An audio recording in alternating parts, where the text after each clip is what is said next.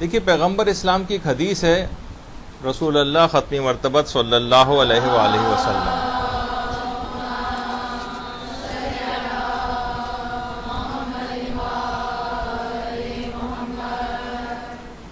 کہ الامور ثلاثہ، دنیا میں جتنے بھی کام کیے جاتے ہیں ان کی تین قسمیں، امر بین رشدہ، بہت سے کام ایسے ہوتے ہیں کہ جن کا رشد والا ہونا، ہدایت والا ہونا بالکل واضح ہوتا ہے، اور کچھ کام ایسے ہوتے ہیں پیغمبر فرماتے ہیں کہ جن کا برا ہونا وہ بالکل واضح ہوتا ہے، انسان 2 + 2 4 کی طرح سے فیصلہ کر لیتا ہے کہ یہ کام میرے لیے صحیح ہے یا نہیں، اور کچھ کام ایسے ہوتے ہیں والامور بین ذالک، جو ان کے درمیان کے ہوتے ہیں، انسان شک و شبے میں گرفتار ہو جاتا ہے کہ میں اس کام کو کروں یا نہ کروں۔ تو یہ اب اس شک و شبے کے مرحلے سے انسان کیسے نکلے، یہ تذبذب کی حالت کو وہ کیسے ختم کرے۔ ہر جگہ مکمل آواز آ رہی ہے آپ کو؟ تو تھوڑی سی وہاں باہر جا کے کہہ دیں کہ آواز بڑھا دیں اس کو۔ تو زندگیاں اسی طریقے سے ہم سب کی شک و شبے کے اندر گزر رہی ہیں، اور یہ جو ہر وقت کے شکوک، شبہات اور اپریہینشنز کی جتنے بھی ہوتی ہیں، یہ آپ بات یاد رکھ لیجئے کہ یہ زیادہ تر کمزور ایمان اور کمزور ارادے کی وجہ سے ہوتی، جس کی ایک بہت بڑی وجہ اس وقت میں نے ذکر کی تھی کہ جس وقت گانے اور موسیقی کے فقہی مسائل بیان ہو رہے تھے تو امام خمینی کا قول میں نے نقل کیا تھا کہ انسان کے ارادے کو سب سے زیادہ کمزور بنانے والی جو چیز ہے وہ گانا اور موسیقی، اور جتنے بھی انسان گناہ پہ گناہ کرتا چلا جاتا ہے اتنا ہی زیادہ اس کے شکوک و شبہات بڑھتے چلے جاتے ہیں اور یقین اتنا ہی کم ہوتا چلا جاتا ہے۔ ایک دفعہ اس سے پہلے بھی مثال آئی تھی کہ آیت اللہ حسین بروجردی، ان کو پوری زندگی میں کبھی شکیات نماز کا کوئی، یہ شکیات وضو کا کوئی مسئلہ کبھی پیش ہی نہیں آیا، ایک دفعہ بھی پیش نہیں آیا۔ ایمان کے اعتبار سے جتنا انسان قوی ہوگا اتنا ہی زیادہ اس بات کا امکان ہوگا کہ وہ شکوک و شبہات میں گرفتار نہ ہو۔ جتنا ایمان قوی ہوگا اتنے شک کم ہو جائیں۔ یا تو عمار یاسر کے متعلق تھا، یہ مقداد کے متعلق مجھے یاد نہیں، کہ انہیں کبھی زندگی میں ایک دفعہ بھی شک اور وسوسہ کبھی نہیں آیا۔ تو بہرحال یہ جو شکوک و شبہات ہوتے ہیں جس کی وجہ سے انسان درمیانی کیفیت میں گرفتار ہو جاتا ہے کہ میں اس کام کو کروں یا نہ کروں، اس کے لیے جو اس قسم کے جو وسواس اور شک ہوتے ہیں، خاص طور پر آیت اللہ بہجت کا پچھلی دفعہ بھی میں نے قول نقل کیا تھا، اب موقع آ رہا ہے بیچ میں تو تذکر ہو جائے اس کا۔ وہ فرماتے ہیں کہ حوقلہ اس سلسلے میں بڑا مفید ہے، لا حول ولا قوت الا باللہ العلی العظیم، یہ بہت مفید ہے۔ اس کی انسان اگر کثرت کے ساتھ اس کا ورد کرے تو وہ شکوک و شبہات کے اس جنگل سے باہر آ سکتا ہے، اور اپنے یقین میں انسان جتنا اضافہ کرے گا اتنا ہی تردد اور تذبذب کم ہوتا جائے گا۔ اس کے لیے آپ یقین کو بڑھانے کے لیے بہت ہی اچھی کتاب ہے آیت اللہ دست غیب شیرازی کی کتاب یقین کے نام سے مارکیٹ میں اردو میں بھی اویلیبل ہے، اور بہت اچھی کتاب ہے، اور اس میں اپنے یقین کو بڑھانے کے طریقے ذکر ہوئے، تو وہ آپ ضرور اس میں دیکھ لیجئے گا۔ بہرحال اس میں ایک طریقہ ہے، خواتین کے ہاں تو بہت کم اس کی وہ ہو پاتی ہے، مواقع نہیں ملتے، اور وہ ہے نماز جماعت میں شریک ہونا۔ نماز جماعت میں شریک ہونے سے انسان کا یقین جو ہے وہ بڑھتا ہے۔ اچھا، جتنا عمل آپ کا بڑھے گا، جتنے آپ اسلامی تعلیمات پر عمل پیرا ہوں گی اتنا آپ کا یقین بڑھتا جائے گا، جتنا آپ گناہوں سے دور ہوں گی اتنے شک کم ہوتے چلے جائیں گے۔ البتہ یہ جو کبھی کبھار شک اور وسوسے آتے ہیں یہ بہت زیادہ ضعف ایمان کی ہمیشہ نشانی نہیں ہوتے، یہ بات یاد رکھیے۔ اکثر لوگ بہت پریشان ہو جاتے ہیں، خاص طور پر کافرانہ قسم کے جو شک اور وسواس آتے ہیں، جس سے ہمیں ڈر محسوس ہوتا ہے کہ کہیں ہم کافر تو نہیں ہو رہے ہیں اس قسم کے خیالات سے۔ تو یہ بات یاد رکھیے کہ بہرحال جہاں پر بھی آپ کو پتہ ہے کہ میٹھی چیز ہوتی ہے، شہد کی مکھیاں یا مکھیاں اس جگہ ہی کے اوپر زیادہ آتی. تو جہاں دولت ایمان ہوگی وہاں شیطانی وسوسے بھی زیادہ آئیں گے. شیطان چاہتا ہے کہ کسی طریقے سے آپ کی دولت ایمانی کو ضائع کرے. یہی وجہ ہے کہ کافر کو اور منافق کو کبھی بھی وسواس اور اس طرح کی شک نہیں آتی. اور جب بھی یہی وجہ ہے کہ ہمارے جو شکوک اور وسواس ہوتے ہیں اس پر ہمارا کوئی مواخذہ بھی نہیں کیا جاتا. البتہ ایک خاص بیماری کی حد تک بات نہ بڑھ جائے تو پھر تو اپنا علاج کروانا ہوتا ہے.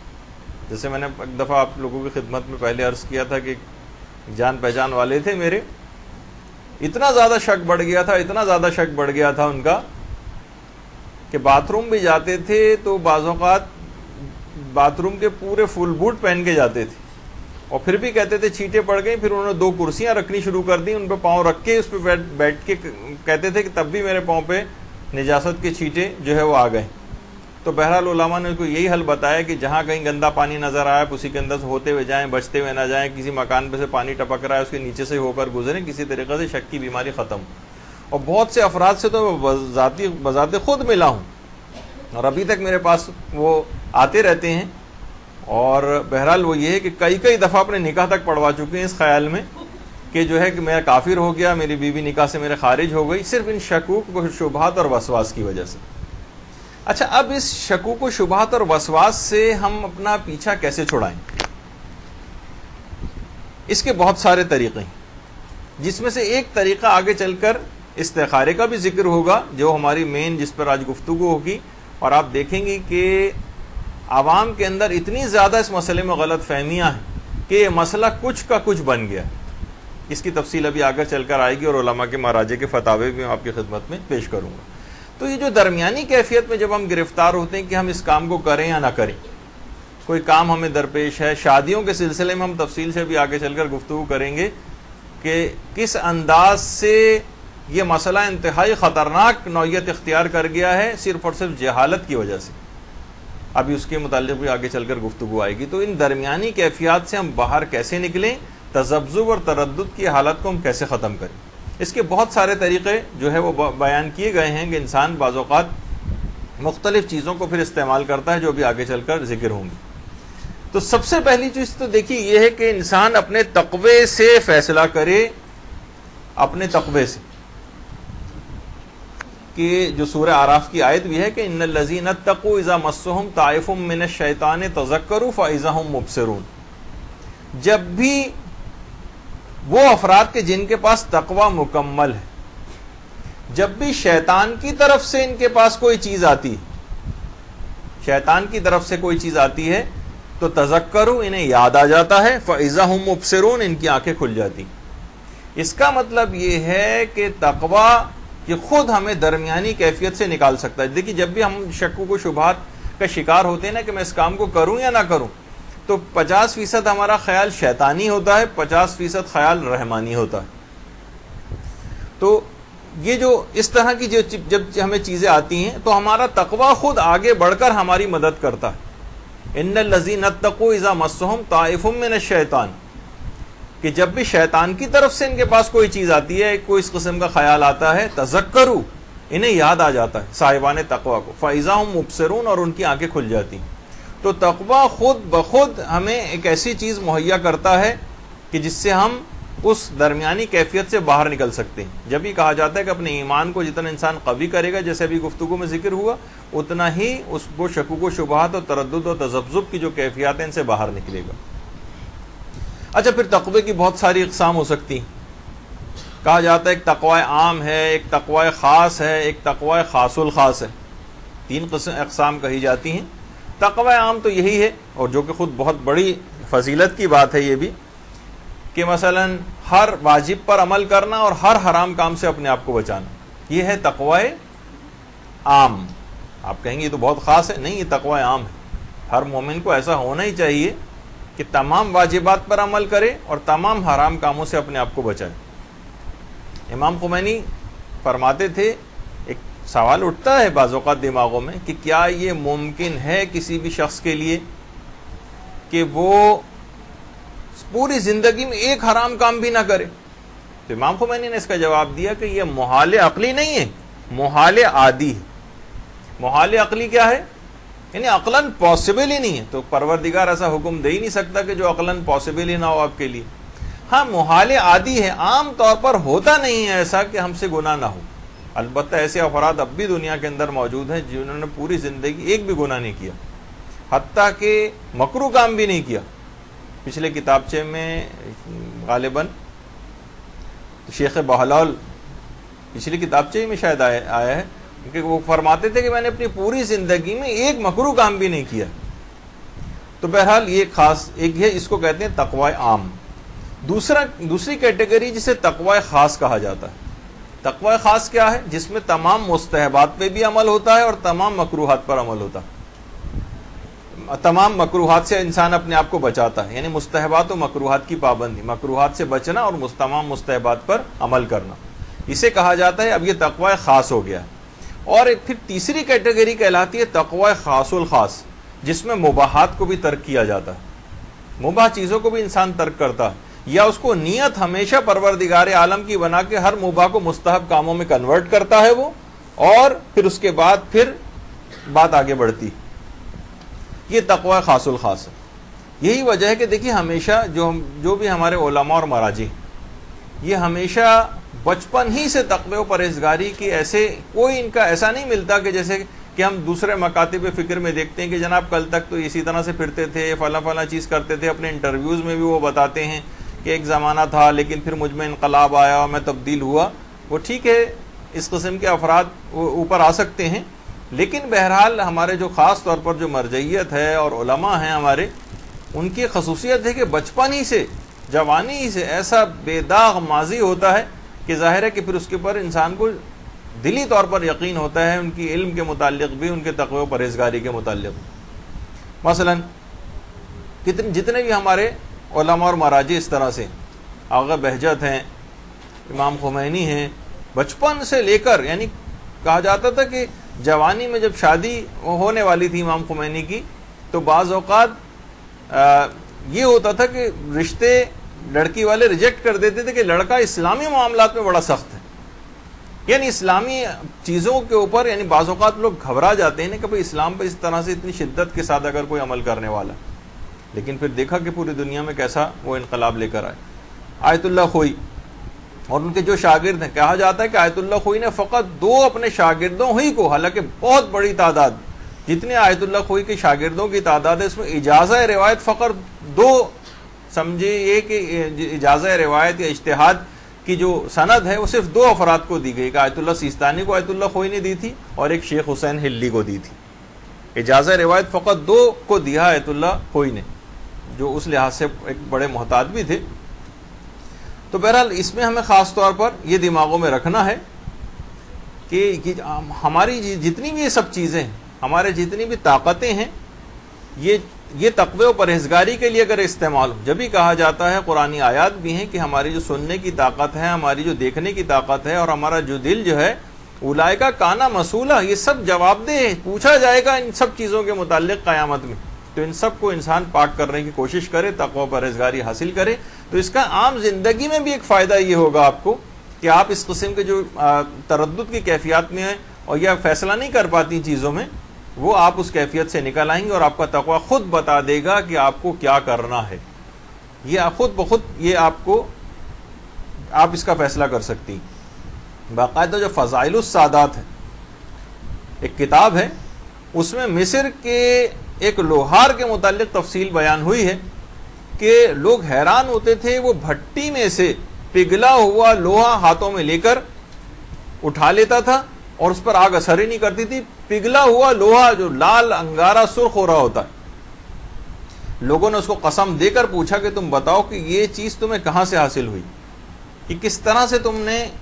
اس نے کہا کہ اپنے نفس کی مخالفت کرنے کی وجہ سے, اور ایک خاص ایک تقوی اور پرہیزگاری کے اعتبار سے. جب ایک موقع زندگی میں اس کے آیا تھا جس میں اس نے ایک اخلاقی گناہ کا ارتکاب کرنا چاہا تھا, تو وہ خاتون جو اس کے پاس پھنس گئی تھی کسی وجہ سے, اس نے کہا کہ اگر تم مجھے جانے دو تو میں تمہیں دعا دیتی ہوں کہ پروردگار تمہیں اس دنیا میں بھی اور آخرت میں بھی آگ سے محفوظ رکھے. بہرحال خوف خدا اور تقوی و پرہیزگاری سے اس نے کام لیا, عورت کو جانے دیا. اس رات کو جب وہ سویا تو اس نے خواب میں دیکھا کہ ایک محترم خاتون آئی ہیں جن کے سر پر یاقوت کا ایک تاج ہے, اور انہوں نے آ کر کہا کہ اے شخص تجھے خدا جزائے خیر دے، تو نے بہت بڑا کام کیا ہے۔ اس شخص نے پوچھا کہ آپ کون ہیں؟ کہا میں اسی عورت کی ماں ہوں جو کل تیرے پاس آئی تھی اور تو نے اس کو جانے دیا تھا۔ اس نے کہا کہ میں تجھے دعا دیتی ہوں کہ خدا تجھ کو دنیا اور آخرت کی آگ سے محفوظ رکھے گا۔ میں نے کہہ رہے ہیں کہ میں نے خوابی میں اس سے پوچھا کہ وہ عورت کون تھی؟ کہا کہ وہ عورت ذریت رسول میں سے تھی، یعنی سادات میں سے تھی۔ یہ سنا تو وہ کہتے ہیں کہ میں خوابی میں خوش ہو گیا، اور اس کے بعد خواب ہی میں اسی وقت جب اس عورت نے کہا کہ وہ میری بیٹی تھی اور ذریت رسول میں تھی، تو کہتے ہیں کہ میں نے خواب ہی میں دیکھا کہ مجھے وہ آیت یاد آ گئی، انما یرید اللہ لیذھب عنکم الرجس اہل البیت ویطہرکم تطہیرا۔ اللہم صل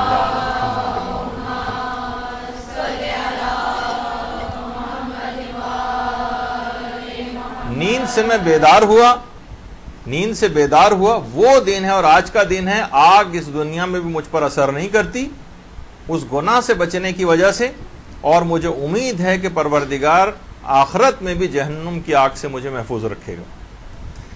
تو آپ نے یہ دیکھا کہ بہرحال صرف تقوی اور پرہیزگاری سے اگر انسان کام لے تو اس دنیا ہی کے اندر کرامتوں کا ظہور ہونے لگتا ہے۔ تو یہ تو بہت چھوٹی بات ہے کہ آپ تردد اور تذبذب کی حالت میں مختلف کیفیات سے آپ باہر نکل آئیں اور یقین کی حالت میں اعمال کو انجام دیں تاکہ زندگی میں کوئی غلط فیصلہ آپ سے نہ ہونے پائے۔ کہ صرف گناہ کا ارتکاب ہی نہیں، صرف گناہ کا فقط ارادہ کرنا بھی آپ کی روحانیت میں اثر رکھتا ہے۔ صرف گناہ کا ارادہ کرنا بھی ایسے اثرات رکھتا ہے۔ پیغمبر اسلام کی وہ جو ایک مشہور حدیث ہے نا کہ دو مسلمان جب آپس میں بہت زیادہ لڑ رہے تھے تو لڑتے ہوئے، بلکہ پیغمبر نے کہا کہ اگر دو مسلمان آپس میں لڑتے ہوئے ایک دوسرے پر تلوار نکالیں اور ان میں سے ایک مسلمان قتل ہو جائے اور ایک بچ جائے تو قاتل اور مقتول دونوں جہنم میں جائیں گے۔ لوگوں نے کہا کہ یا رسول اللہ، قاتل کا تو سمجھ میں آتا ہے کہ بھائی اس نے قتل کیا وہ جہنم میں جائے گا، مقتول کیوں جہنم میں جائے گا؟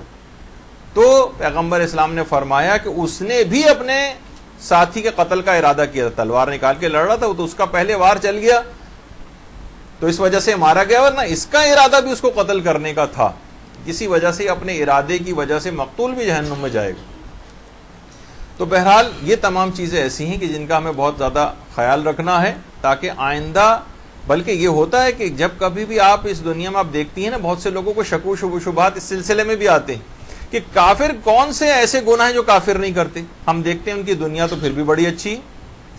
تو پروردگار نے یہ بات یاد رکھ لیجئے کہ صرف یہ سہولت مومن کو دی ہے، میں اس کو سہولت کہوں گا، بہت بڑا احسان مومن پہ کیا ہے کہ مومن فقط گناہ کا ارادہ بھی کرتا ہے یا کوئی گناہ کرتا ہے تو اس دنیا ہی کے اندر اس کو سختیوں، مصیبتوں اور بلاؤں میں پروردگار گرفتار کر لیتا ہے تاکہ اس کو خوف خدا دوبارہ پیدا ہو، توبہ کی طرف پلٹ آئے تاکہ آخرت میں اسے کوئی عذاب نہ بھگتنے پڑے۔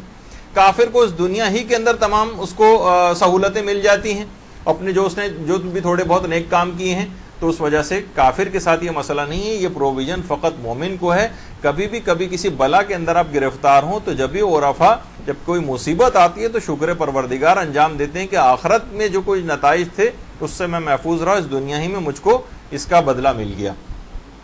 تو ایک تو چیز ہو گئی ہے، یعنی تقوی خود درمیانی کیفیت سے آپ کو نکال سکتا ہے۔ اور تقوی، اچھا پھر نمبر 2 ہے، یہ تو پہلی چیز ہو گئی۔ اب لوگ یہ کہیں گے کہ بھائی تقوی تو ہمارے پاس ہے ہی نہیں، ہم پھر اپنے آپ کو درمیانی کیفیت سے کیسے نکالیں گے؟ یا تقوی ہمارا مکمل نہیں ہے کہ جو ہمیں اس کیفیت سے باہر نکال سکے۔ تو پھر اسلام نے ایک دوسرا حکم بھی بتایا ہے کہ پھر آپ نمبر 2 پر عمل کریں، اور وہ کیا ہے؟ احتیاط کریں۔ احتیاط، قف عند الشبہہ، پیغمبر اسلام کی ایک حدیث ہے کہ شبہ کے موقع پر جب بھی تم شک و شبہ میں گرفتار ہو جاؤ، قف، توقف کرو، ٹھہر جاؤ، اس کام کو نہ کرو، ٹال دو، ترک کر دو اگر ممکن ہے آپ کے لیے۔ مثلا ایک لقمہ آپ کے سامنے آیا، آپ کو سمجھ میں نہیں آ رہا کہ حلال ہے حرام، چھوڑ دیجئے، ٹال دیجئے، ترک کر دیجئے، مت کھائیے۔ ایک سفر آپ کو درپیش ہے، سمجھ میں نہیں آ رہا کہ سفر جائز ہے یا ناجائز، مت جائیے۔ یعنی اسلام نے باقاعدہ ایک اصول بنا کر پیش کیا کہ اگر یہ عام زندگی میں اس کے مظاہرے ہونے چاہیے، احتیاط کرنا چاہیے۔ بہت سی چیزیں آپ کو سمجھ میں نہیں آتا ہے، جس مہندی کی تقریب میں جانے والی ہوں، کیا یہاں پر جانا میرے لیے جائز بھی ہے یا جائز نہیں؟ معلوم ہے کہ مثلا جس گھر میں جا رہے ہیں وہ دین سے لاپرواہ ہے اور انہوں نے اس طرح کا انتظامات کیے ہوں گے، جب وہاں پر چلے جاتے ہیں پھنس جاتے ہیں، پھر بعد میں لوگ سوالات پوچھتے ہیں کہ ہم نے کہیں گناہ تو نہیں کر دیا تھا۔ بھائی آپ کو شروع ہی سے احتیاط کرنا چاہیے، اپنی روح کو بچانا ہے۔ جب بھی باقاعدہ ایک عالم کہا کرتے تھے نا، میں اپنے دوستوں کا دوست ہوں لیکن جہنم کے دروازے تک، میں جو ہوں ان کی وجہ سے جہنم میں نہیں جاؤں گا، اس سے پہلے کی بات کی حد تک میں ان کے ساتھ ہوں، بچانے کی کوشش کروں گا، لیکن کوئی جہنم میں جانا چاہے تو پھر میری کوئی دوستی نہیں، ظاہر ہے پھر ہماری کوئی رشتہ داری بھی نہیں اس سے۔ اب بہت سے لوگ پھر فوراً رشتہ داریوں والی بات لے آتے ہیں، وہ ایک کبھی اور موضوع ہے، اس کے اوپر بات کریں گے۔ لیکن بہرحال احتیاط ایک ایسی چیز ہے کہ احتیاط اس کو کہتے ہیں کہ وہ عمل اس طرح سے انجام دینا کہ آپ کو اپنا فریضہ شرعی پورا ہونے کا یقین ہو جائے، آپ کو عہدہ برا ہونے کا یقین ہو جائے کہ میں نے اپنی شرعی ذمہ داری پوری کر لی۔ خدا کے سامنے کیا میں جواب دوں گا، خدا کے سامنے میں کیا جواب دوں گی؟ آپ دیکھیے نا مراجع کتنی جو اصطلاحات استعمال کرتے ہیں اور احتیاطیں استعمال کرتے ہیں، آپ بھی کبھی کبھار چکر کھا جاتی ہیں۔ احوط یہ ہے اور احتیاط واجب یہ ہے اور احتیاط مستحب یہ ہے، یہ ایک ایک جملہ اس کا اظہار کر رہا ہوتا ہے کہ وہ کتنی مسئولیت اپنی سمجھتا ہے۔ مثلا وہ کہہ بھی دیں تو آپ کون جا کے آیت اللہ خامنئی صاحب پوچھنے جا رہی ہیں کہ آپ نے کیا دلائل ہیں آپ کے پاس، آپ نے یہاں پہ یہ فلاں چیز کیوں استعمال کی؟ اگر وہ کہہ بھی دے تو آپ آنکھ بند کر کے یقین کرتی ہیں ان کی بات پر۔ لیکن کیا ہے، لیکن آپ کو ان کے اوپر پکا اعتماد ہوتا ہے، مثلا یقین ہوتا ہے کہ یہ نا اپنی مسئولیت کا خوف رکھتے ہیں جب بھی اس قسم کی اصطلاحات استعمال کرتے ہیں، اور ان کے پیش نظر وہ حدیث ہوتی ہے کہ ہر فتویٰ دینے والا اپنے فتوے کا ضامن ہوتا ہے۔ تو بہت سارے ایسے معاملات ہوتے ہیں جس میں احتیاط کرنا چاہیے۔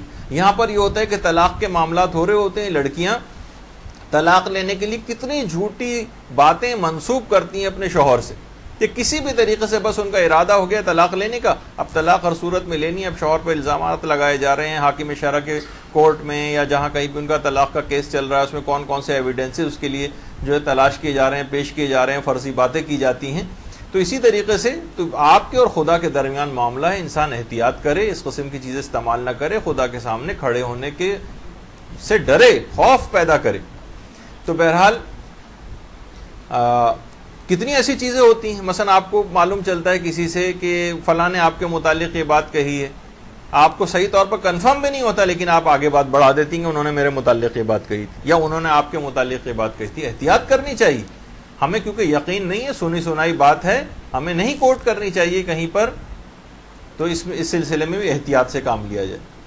اسی طریقے سے مثلا کوئی جاب کسی کو مل رہی ہے، معلوم ہے کہ مشکوک جاب، اس میں کوئی حرام کام مجھے کرنا پڑ سکتا ہے، اس قسم کی باتیں سننے کو مل رہی ہیں، انسان احتیاط کرے، نہیں جائے اس جاب کی طرف۔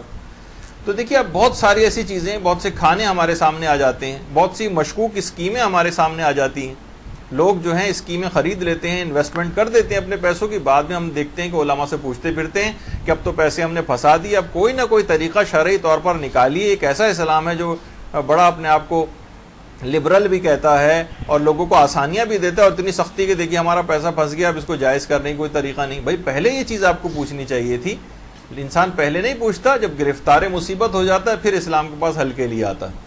پہلے معلوم کر لیتے تو اسلام کے پاس بہت سارے حل ہوتے ہیں کہ اس پیسے کو کہاں انویسٹ کرنا چاہیے۔ تو مشکوک جتنے بھی معاملات ہوں اس کے اندر انسان کو دیکھنا یہ چاہیے کہ میں اس کو اگر اس کام کو ٹال سکتا ہوں، چھوڑ سکتا ہوں، ترک کر سکتا ہوں تو اس کام کو ٹال دیجئے، چھوڑ دیجئے، ترک کر دیجئے۔ سفر درپیش ہے، شک ہو رہا ہے میں جاؤں یا نہیں جاؤں، ٹال دیجئے، نہیں مت جائیے۔ کوئی لقمہ درپیش ہے کھانا، آپ مت کھائیے، معلوم نہیں کہ اس کے پاس مثلا بہت سے تو خیر وسوسوں کے اندر یہ چیزیں آ جاتی ہیں، وسوسوں والی بات نہیں۔ تو بہرحال بعض اوقات یعنی نمبر ایک اسلام نے ایک اصول بتایا کہ اگر تقویٰ کسی کے پاس ہے تو تقویٰ خود بتا دے گا کہ مجھے کیا کرنا ہے۔ تقویٰ اگر ہمارے پاس مکمل نہیں ہے تو اسلام نے اصول نمبر 2 بتایا کہ اس کام جس میں آپ کو تذبذب ہو رہا ہے، تردد ہو رہا ہے، اگر اس میں آپ احتیاط کر سکتے ہو، اس کام کو چھوڑ سکتے ہو، ٹال سکتے ہو تو چھوڑ دیجئے یا ٹال دیجئے، مت کیجئے، ایک اصول یہ۔ لیکن بہت سے کام ایسے ہوتے ہیں کہ ہم ٹال بھی نہیں سکتے، چھوڑ بھی نہیں سکتے، اب کیا کریں؟ نہیں، اوائڈ نہیں کر سکتے ان کو۔ تو پھر تیسرا اصول اسلام نے بتایا، اب اصول نمبر 3، تیسرا اصول یہ بتایا اسلام نے کہ اپنے نفس کی مخالفت کریں، یعنی اس کام کو اپنے نفس کے سامنے پیش کریں۔ اگر نفس یہ کہے آپ کا کہ ہاں اس کام کو کر لو، بڑا مزہ آ رہا ہے، نفس بڑا خوش ہو رہا ہے، تو اس کام کو ہرگز نہ کریں۔ اور اگر نفس یہ کہے کہ ارے کس چکر میں پڑ گئے، ہرگز اس کام کو نہ کرنا، تو اس کام کو ضرور کریں، بشرطے کہ وہ حرام والا کوئی نہ ہو. وہ تو ہم پہلے بتا دیے کہ بہرحال حرام اور واجبات میں تو اپنا جو مسئلہ ہے شرعی ہے اس کے اوپر عمل کرنا ہوتا ہے، چاہے ہمیں پسند آئے یا نہ آئے. یہ عام زندگی کے شکوک و شبہات اور تردد کی باتیں کر رہے ہیں. نمبر 1 تقوی سے فیصلہ ہوگا. نمبر 2 تقوی اگر ہمارے پاس نہیں ہے یا مکمل نہیں ہے تو پھر احتیاط سے فیصلہ ہوگا. احتیاط کر سکتے ہو تو احتیاط کریں، احتیاط نہیں کر سکتے تو پھر اس کام کو اپنے نفس کے سامنے پیش کریں. نفس کے سامنے پیش کریں. نفس اگر یہ کہے کہ اس کام کو کر لو تو اس کام کو نہ کریں. نفس کہے کہ اس کام کو ضرور کرو تو اس کام کو ہرگز نہ کریں. یعنی اس نفس کی اپنے مخالفت کریں.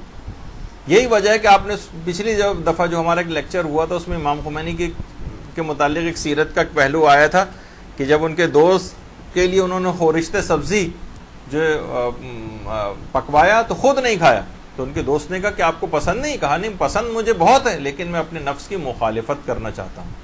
تو انسانی اس چیز کے اندر بہت دخیل ہے اس قسم کے مباحات سے پرہیز کرنا.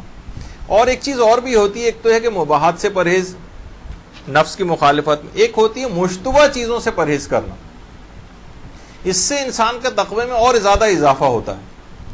دیکھیے یہ بات یاد رکھیے کہ ہم بھی ایک پرسنٹیج کے اعتبار سے، چاہے وہ فریکشن ہی کیوں نہ صحیح، عصمت کا کوئی ایک معمولی ترین درجہ پرسنٹیج وائز حاصل کر سکتے ہیں. 0.1%، 0.2% عصمت حاصل ہو سکتی. یعنی ایک تو وہ ہے جو جس پہ کاملاً ائمہ معصومین اور چہاردہ معصومین علیہم السلام جس مقام عصمت پر فائز ہیں، وہ تو اپنا اللہم صلی علی محمد.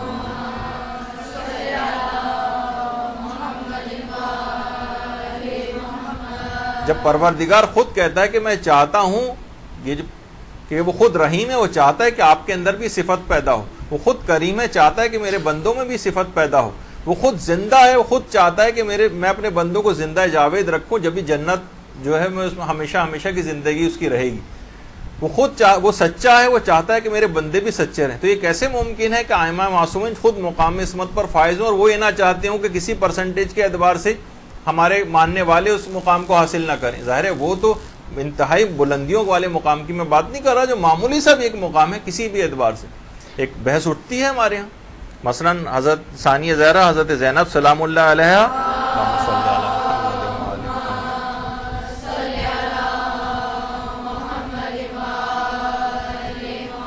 اور حضرت ابو الفضل اللہ عباس علمدار علیہ الصلوۃ والسلام، ان کے لیے بھی درود بھیجیے.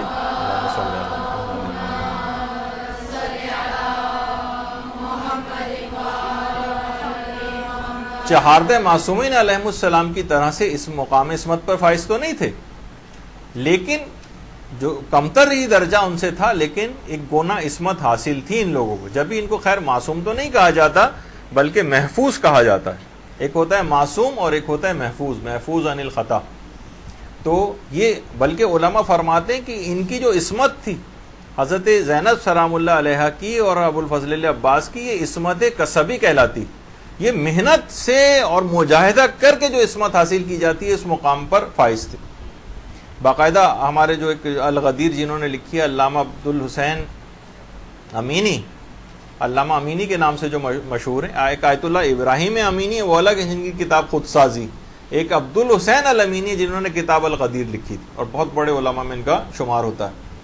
تو کسی نے ان سے پوچھا کہ ویسے ہم ایک علمی سوال آپ سے کر رہے ہیں، وہ یہ کہ اگر کوئی شخص ائمہ معصومین سے بڑی محبت رکھتا ہو، بڑی عقیدت رکھتا ہو، تمام ان کی ہر چیز کو مانتا ہو، صرف وہ حضرت عباس علمدار علیہ الصلوۃ والسلام سے محبت نہ رکھتا ہو، کیا وہ جنت میں جائے گا؟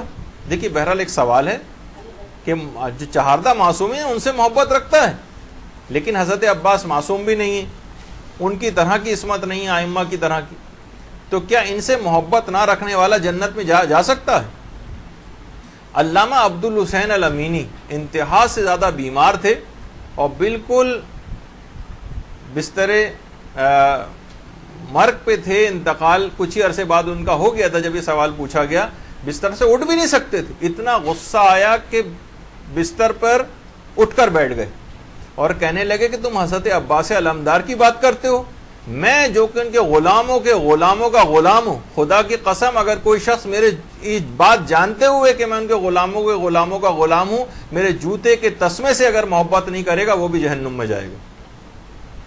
تو اتنا بڑا مقام اور مرتبہ ہے ہمارے ان علماء کا۔ تو بہرحال یہ ہے کہ یہ تمام چیزیں جو عصمت کی اگر کوئی پرسنٹیج حاصل کرنی تو مخالفت نفس سے حاصل ہو سکتی۔ انسان کوشش تو کرے، بہت سی چیزوں کو دل بڑا چاہ رہا ہوتا ہے، فوراً دل گانے کا چاہا ہم گانا سننے لگے، کسی فحش قسم کے ڈرامے کو دیکھنے کو دل چاہ رہا ہے اس کو دیکھنے بیٹھ جائیں، کوئی فضول قسم کی کوئی اداکارہ کا انٹرویو آ رہا ہے دل مچلنے لگے اس کے انٹرویو سننے کے لیے فوراً بیٹھ جائیں، کہیں نفس کی کوئی مخالفت ہی نہ ہو۔ کس طریقے سے کسی بھی مقام کو حاصل کیا جائے؟ زندگی ایسی شکوک و شبہات کے ساتھ گزرے گی اور کوئی بھی بلند مقام حاصل نہیں ہو سکے گا، اور پوری زندگی ایسی ضائع ہو جائے گی، اس فضول ٹی وی کی نظر ہو جائے گی مثلا۔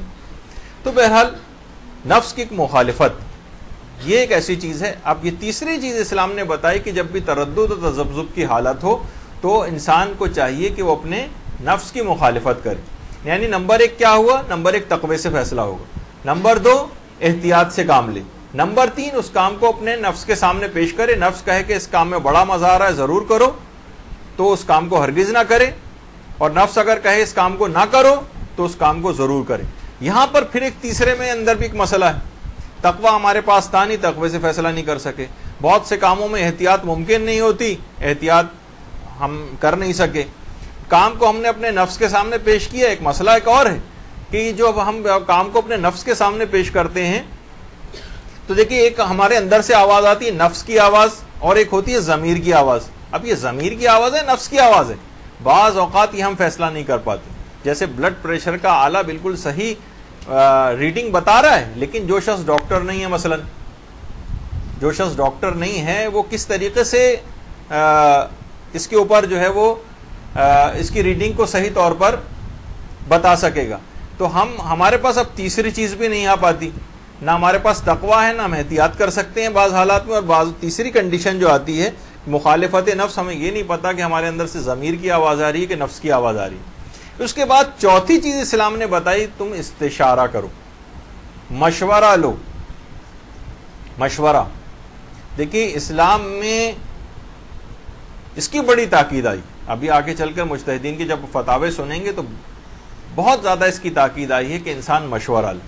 برحمتك يا أرحم الراحمين وصلى الله على محمد وآله الطاهرين